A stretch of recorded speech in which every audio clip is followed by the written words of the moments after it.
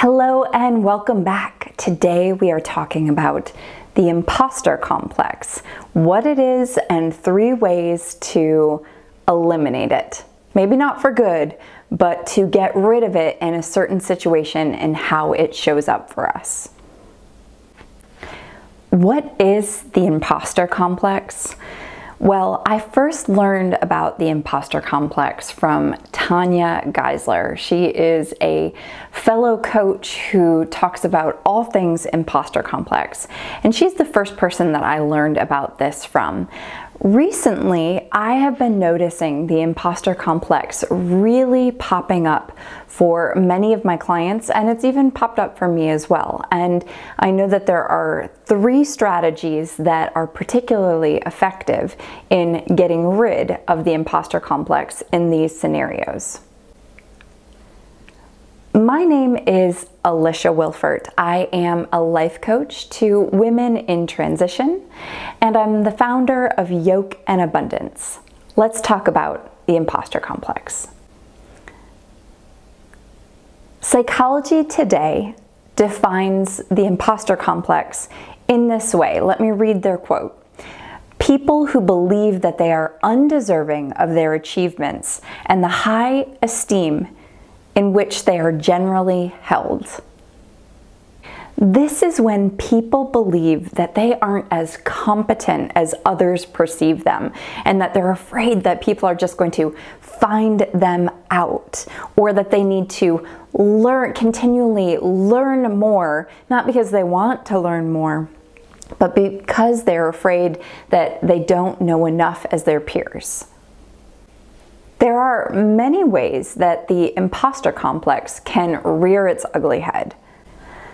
Today, I want to talk about one particular way that the imposter complex has been coming up for my clients and has come up for me in the past year, and the ways that I have developed to really eliminate those feelings in these scenarios.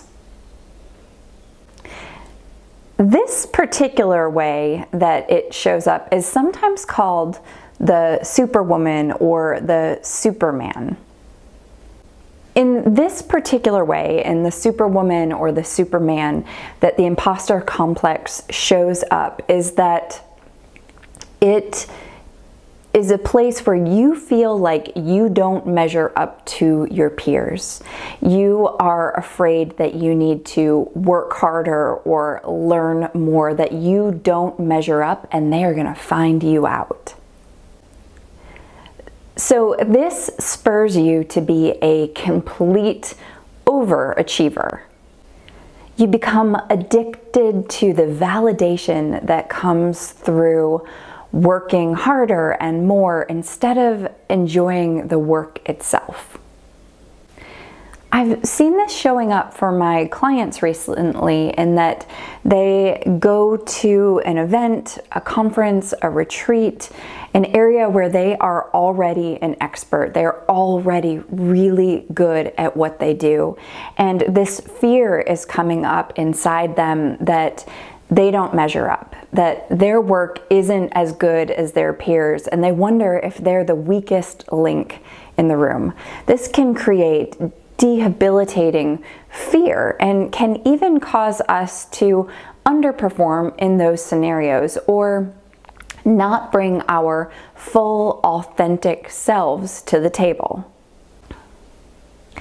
And I completely understand this. In fact, there have even been a few scenarios of events that I was invited to recently where I felt these feelings, and these feelings grew and took over me. They absolutely stunted my personality. They stunted my authenticity. They made it so I didn't show up in the room as my full self, causing in some respects a self-fulfilling prophecy of if you don't believe that you're the smartest person in the room, and you don't have to be the smartest person in the room, but if you don't believe that you are on par, then you're going to create scenarios where it makes you not on par with the people in the room. This can be a really big problem. No one wants to feel crippled with self-doubt and feelings of inadequacy. And the great thing to note is there is so much that we can actually do about this. And I have some strategies that we're going to be talking about in just a moment that I think will help all of us out. When these crippling feelings come up, it can keep us from engaging in whatever space we're in the way that we would want to engage. It can keep us from forming connections, from getting curious, from asking questions for fear of looking stupid or fear of being found out. Those gremlin voices in our head that speak to us in a very mean way. Okay, so what do we do about it? One really important thing to keep in mind is a reminder that if you have been invited somewhere, if you have been invited to speak, or if you're being paid to speak somewhere, if you have been invited to teach, if you got up, maybe even you applied to go on a writing retreat or applied to be a part of something, and once you get in and are accepted, you belong there. They have asked you to be there. There isn't a room that you're in that you don't belong in. Remind yourself that whatever room you are in, you belong. And I think this is a very important point that we need to put a pin in. There is not a single room that you are in that you don't belong in. You are there for a reason. Now, once you believe that you are supposed to be there, once you have affirmed to yourself that you belong, the second strategy for overcoming this feeling is setting an intention for your experience, for being in that room. For instance, the intentions that I have been finding myself setting prior to entering any of these rooms that I'm in or have been invited into is I want to be open, I want to connect, and I want to serve. I want to be open, I want to connect, and I want to serve. Those are my intentions. Now, you can set any intentions that you'd like, but when I remind myself that I am there to be open, to connect, and to serve, it takes the attention off of me. I'm going into the room to find what is good and interesting. I'm there to be of service to others. I'm there to put what I know to use to be of service to others. This really takes the focus off of yourself.